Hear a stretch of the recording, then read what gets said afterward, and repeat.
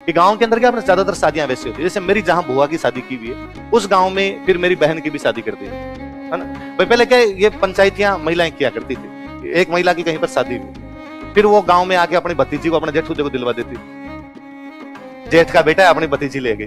फिर वो पड़ोस के अंदर भी दूसरी जात के भी रहते हैं, पर उस जात के उनके ससुराल में भी रहते हैं, एक भाई उनकी ले गई। तो गांव में ऐसे है कि एक गांव की 20-20 भाइयां दूसरे गांव में, ज्यादातर वैसे मिलेंगे। तो कई बार होता है, अब मान लो मेरी बुआ की जहां शादी की हुई है उस गांव में हमारे गांव की 10 बच्चियों की शादी और की हुई, हो सकता है हमारे परिवार की, हो सकता है दूसरे परिवार की, हो सकता है और जाति की भी हो।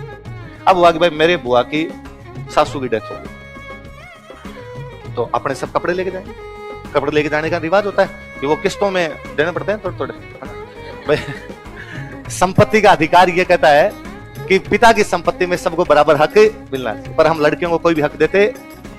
भाई 20 बीघा जमीन है, 20 बीघा जमीन है तो 10 बीघा मैंने रखी, 10 बीघा मेरे भाई ने रखी, मेरी बहन को उसमें से कोई भी हक मिला नहीं।